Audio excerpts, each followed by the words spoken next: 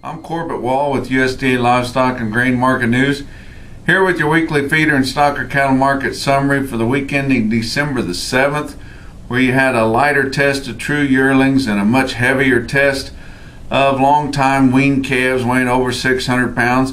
Both of these going right into the feedlot and selling mostly steady throughout the country.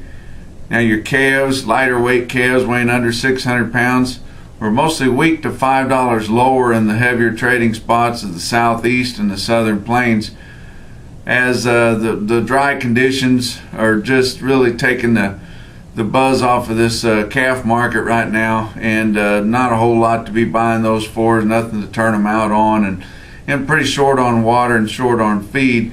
But up in the northern plains, we did see a very uneven calf market again this week, ranging from $5 lower like the southern boys up to $5 higher in some spots.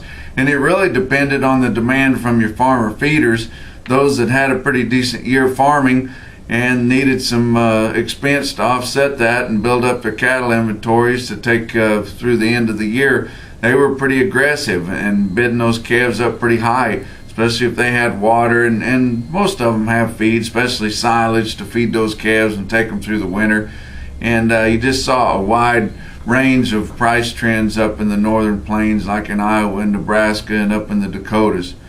But heavy receipts, and we always say we're going to run out of cattle, and I do think that we are selling cattle and have been selling cattle that don't normally sell until months down the road, later in January and into February.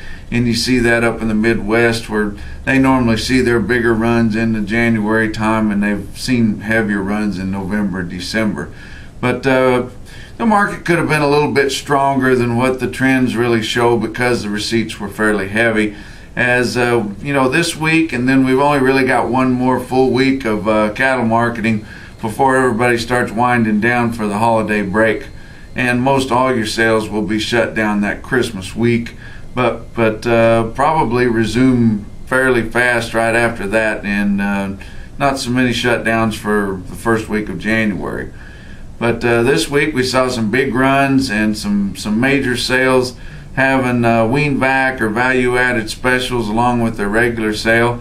Saw one of those at the OKC West market there in El Reno, Oklahoma. They had 9,600 head of feeder cattle on Wednesday, and a lot of those cattle that they sold there on that special were likely cattle that were bought late in the summer or early in the fall to turn out on wheat. They got those cattle all backgrounded and ready to go, and then the wheat never came up, and so marketing those calves, and they had a lot of value to them because they'd already been preconditioned.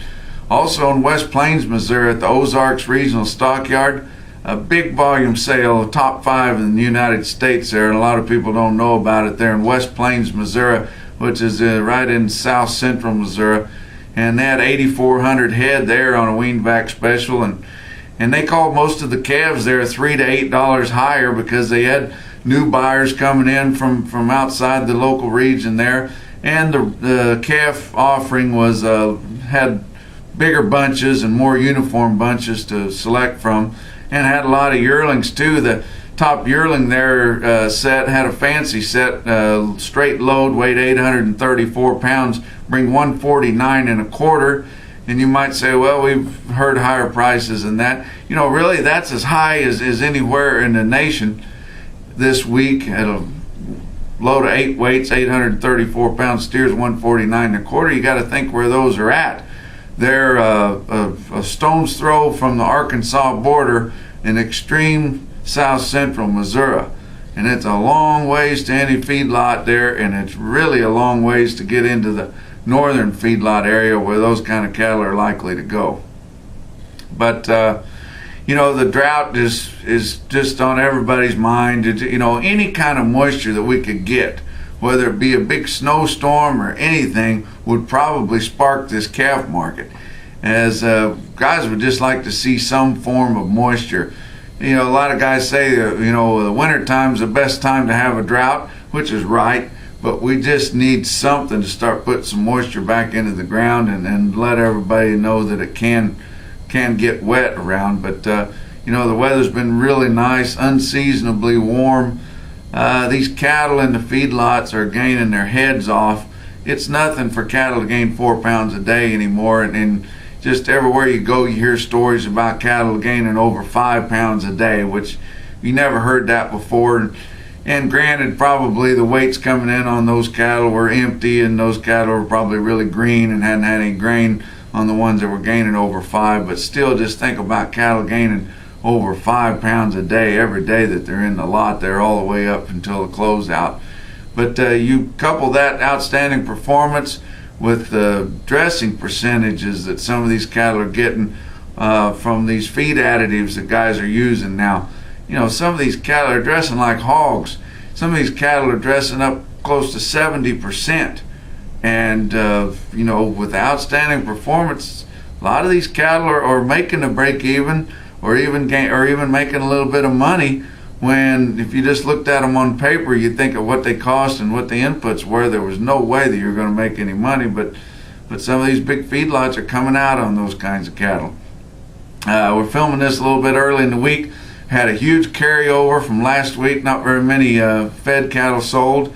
Still very quiet out in the feedlots. It's late Thursday here. I've got to go out to Hannibal, Missouri, and grade some Show Me Select replacement heifers on Friday, so I'm recording this a little bit early, but it's anybody's guess what the fat cattle market's going to be. There's a lot of cattle to sell this week, and we'll just see kind of what happens there. But packers seem pretty destined to make the market lower, and on the other hand, the cattle feeders got their heels dug in just about as deep.